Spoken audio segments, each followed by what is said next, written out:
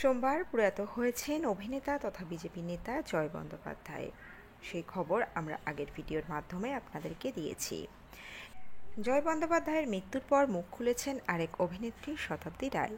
কি বলেছেন তিনি, এই ভিডিওতে থাকছে বিস্তারিত। বন্ধুরা, চ্যানেলে নতুন হলে চ্যানেলটি সাবস্ক্রাইব করে রাখতে পারেন ও ভিডিওটি শেয়ার করতে পারেন। প্রয়াত অভিনেতা জয় বন্দ্যোপাধ্যায়, অকাল প্রয়াণের শোকের ছায়া টলিউডে। শেষ কয়েক বছর সেভাবে অভিনয়ের সঙ্গে যুক্ত না থাকলেও জয় যোগ দিয়েছিলেন বিজেপিতে। যদিও 2021 সাল নাগাদ মনোমালিন্যের কারণে তিনি ছেড়ে দেন বিজেপি। সোমবার সকালে কলকাতার একটি বেসরকারি হাসপাতালে শেষ নিঃশ্বাস ত্যাগ করেন এই অভিনেতা। বেশ কয়েকদিন ধরেই অসুস্থ ছিলেন তিনি। সম্প্রতি শ্বাসকষ্টজনিত সমস্যা হওয়ায় হাসপাতালে ভর্তি করা হয় তাঁকে। মৃত্যুকালে অভিনেতার বয়স হয়েছিল 62 বছর। এই মুহূর্তে অভিনেতার সঙ্গে রয়েছেন তাঁর দ্বিতীয় স্ত্রী অঙ্কিতা বন্দ্যোপাধ্যায় ও তাঁর মা। 15ই আগস্ট ভর্তি করানো হয়েছিল তাকে হাসপাতালে। 17ই আগস্ট ভেন্টিলেশনে দেওয়া হয় তাঁকে। অভিনেতার সহকারী ছোটু সংবাদ মাধ্যমকে জানিয়েছেন, দীর্ঘদিন ধরে অসুস্থ ছিলেন জয় বন্দ্যোপাধ্যায়। আপাতত জয়ের মরদেহ রয়েছে হাসপাতালেই। সোমবারই হয়ে যাবে তার শেষকৃত্য। 1963 সালে 23শে মে জন্ম জয়ের। বিদেশ সরকার পরিচালিত অপরূপা ছবিতে দেবশ্রী রায়ের বিপরীতে অভিনয়ের মাধ্যমে আত্মপ্রকাশ করেন তিনি 1982 সালে। কাজ করেছেন হীরক জয়ন্তী, জীবন মরণ, অভাগিনী, মিলন তিথি, সিঁথি সিঁদুরের মতো সব ছবিতে। জয় বন্দ্যোপাধ্যায় 2014 সালে লোকসভা নির্বাচনে বীরভূম, পশ্চিমবঙ্গ থেকে বিজেপির টিকিটে বর্তমান সাংসদ এবং টলিউড অভিনেত্রী শতাব্দী রায়ের বিরুদ্ধে প্রতিদ্বন্দ্বিতা করেছিলেন। এরপর উলুবেড়িয়া থেকে 2019 সালের লোকসভা নির্বাচনে বিজেপি প্রার্থী হিসাবে টিএমসির বর্তমান সাংসদ সাজেদা আহমেদের বিরুদ্ধে প্রতিদ্বন্দ্বিতা করেছিলেন।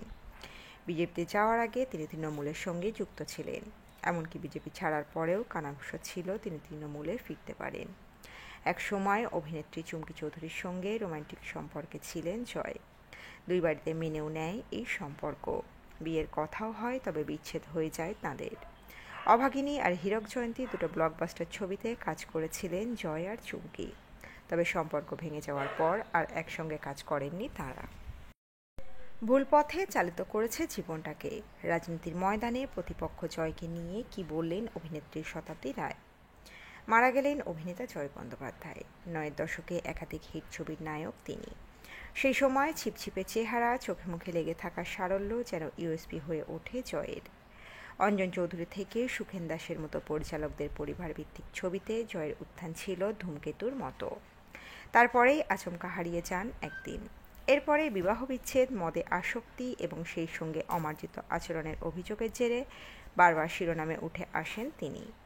তার সহ অভিনেত্রী ছিলেন শতাব্দী রায়ও। তারপর 2014 সালে রাজনীতির ময়দানে তার প্রতিপক্ষ হয়ে দাঁড়ান জয়। অভিনেতার মৃত্যুর পর স্মৃতিরোমন্থনে শতাব্দীর কথায় ও নিজের জীবনটাকে অগোছালো করে রেখেছিল। যেটাকে ওর জীবন ভেবেছিল সেটা একেবারে ভুল। প্রচুর মদ খেত, নেশায় ডুবে থাকত, ফলে ও জীবনটাকে সুস্থ রাখল না। এটা তো ওর চলে যাওয়ার বয়স নয়। নিজের উপর অত্যাচার করেছে বলে আমার মনে হয়। যদিও গত 1 বছর ধরে জয়ের সঙ্গে নিয়মিত যোগাযোগে ছিলেন বলেই জানান শতাব্দী। শুধু তাই নয়, অভিনেতার বোনের সঙ্গে প্রায়ই কথা হতো তাঁর। জয়ের মৃত্যুর খবর তিনি পান অভিনেতার বোনের কাছ থেকেই।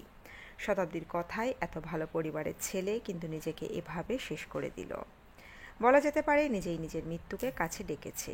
ভুল পথে চালিত করেছে জীবনটাকে। ওর এই জীবনযাপন কাজেও প্রভাব ফেলেছিল। একটা মানুষ যদি এতটা নেশাগ্রস্ত হয়ে পড়ে, সেই খবরও তো ছড়িয়ে যায়। সেজন্য তো লোকে কাজে নিতে ভয় পেত।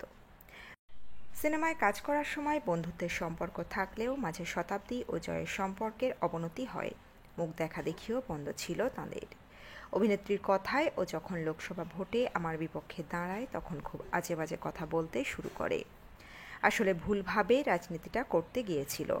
সেই সময় একদম যোগাযোগ ছিন্ন হয়ে যায়। পরে ও অসুস্থ হওয়ার পরে ফোন করে আমাকে। তারপর থেকে কথা হতো প্রায় নিয়মিতই। দীর্ঘশ্বাস ছেড়ে অভিনেত্রী আক্ষেপে সুরে জানান, জয় শেষ জীবনেও নাকি চিকিৎসকের কথা মানতে নারাজ ছিলেন। সেটাই যেন কাল হলো বলে মনে করেন শতাব্দী।